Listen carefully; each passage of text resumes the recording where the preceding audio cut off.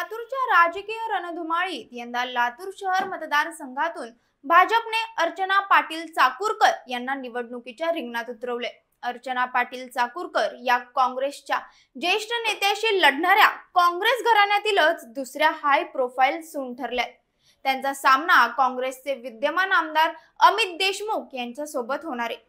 सुरुवातीपासूनच या मतदारसंघावर काँग्रेसने एकहाती वर्चस्व गाजवले, त्यामुळे यंदा या मतदारसंघातून काँग्रेसच्या उमेदवारालाच पराभूत करण्यासाठी भाजपनेही चांगलीच तयारी केली आहे। अशातच आता अर्चना पाटील चाकूरकर इतिहासाची पुनरावृत्ती करण्यासाठी लातूरच्या राजकारणात उतरल्यात।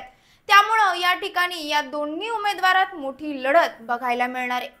याआधी देखील लातूरमध्ये भाजपच्या पहिल्या खासदार रूपा पाटील निलंगेकर यांनी काँग्रेसचे शिवराज पाटील चाकूरकर यांचा सरळ लढतीत पराभव केला होता। त्यावेळी देखील अशीच परिस्थिती मतदारसंघात निर्माण झाली होती, मात्र अशा वेळी चाकूरकर यांचा पराभव झाला होता।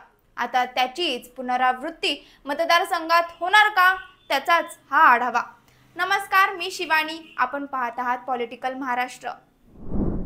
काँग्रेसचे दिग्गज नेते आणि माजी केंद्रीय गृहमंत्री राहिलेले शिवराज पाटील चाकूरकर यांची सून अर्चना पाटील चाकूरकर यांनी अलीकडेच भाजपमध्ये प्रवेश केला। त्यानंतर त्यांना 2024च्या विधानसभा निवडणुकीसाठी लातूर शहर मतदारसंघातून उमेदवारी देण्यात आली। त्यांचा सामना आता काँग्रेसचे 3 वेळा आमदार राहिलेले अमित देशमुख यांच्या सोबत होणार आहे। लातूर शहर मतदारसंघावर विलासराव देशमुख पासून ते अमित देशमुख पर्यंत काँग्रेसने झेंडा फडकवलाय। मात्र काँग्रेसचा या बालेकिल्ल्यावर यंदा भाजपकडून सुरंग लावण्याचा प्रयत्न सुरू आहे। यासाठीच त्यांनी काँग्रेसच्या अर्चना पाटील चाकूरकर यांना भाजपमध्ये घेऊन त्यांना उमेदवारी दिली। सुरुवातीपासून लातूर जिल्हा हा काँग्रेसचा बालेकिल्ला राहिलाय। याच बालेकिल्ल्याला सुरंग लावण्याचं काम भाजपने 2004 साली केलं होतं। 2004च्या लोकसभा निवडणुकीत भाजपनं काँग्रेसचे माजी मुख्यमंत्री शिवाजीराव पाटील निलंगेकर यांची सून रूपा पाटील निलंगेकर यांना मैदानात उतरवलं होतं। त्यावेळी रूपा पाटील निलंगेकर यांनी माजी मंत्री राहिलेल्या शिवराज पाटील चाकूरकर यांचा सरळ लढतीत पराभव केला होता। अनेक वर्षापासून लातूरच्या राजकारणावर काँग्रेसची पकड होती, मात्र त्याच वेळी रूपा पाटील निलंगेकर यांनी काँग्रेसचा हा बालेकिल्ला उद्ध्वस्त करण्याचं काम केलं होतं। आता पुन्हा जवळपास 15 वर्षांपासून लातूर शहर मतदारसंघावर काँग्रेसचं एकहाती वर्चस्व राहिले। याच वर्चस्वाला धक्का लावण्यासाठी भाजपनं अर्चना पाटील चाकूरकर यांना निवडणुकीच्या रिंगणात उतरवले। लातूर शहर मतदारसंघाचं जातीय समीकरण बघायचं झाल्यास याच मतदारसंघात मराठा आणि लिंगायत मतदार सुमारे 26 आणि 25%, ज्यात दलित आणि मुस्लिम 23 आणि 29%।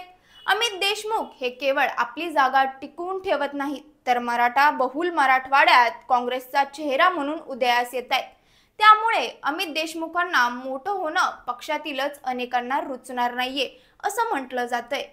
दुसऱ्या बाजूला अर्चना पाटील चाकूरकर यांना स्थानिक मतदारसंघात देशमुख कुटुंबाबाबतची नाराजी आणि लिंगायत मतांचा फायदा होण्याची आशा आहे। त्यामुळे अर्चना पाटील चाकूरकर यांना विजयाचा विश्वास वाटतोय। यातच गेल्या 15 वर्षात काँग्रेसच्या आमदारानं कोणताही विकास केला नसल्याची नाराजी सुद्धा मतदारसंघात दिसून येते। त्यामुळे अर्चना पाटील चाकूरकर यांच्या रूपाने लातूर शहरात भाजपला नवा आमदार मिळणार का, हे पाहणं महत्त्वाचं ठरणार आहे। यावर तुम्हाला काय वाटतं हे आम्हाला कमेंट करून नक्की सांगा आणि असेच व्हिडिओ पाहण्यासाठी पॉलिटिकल महाराष्ट्र या पेजला लाईक करा, फॉलो करा। धन्यवाद।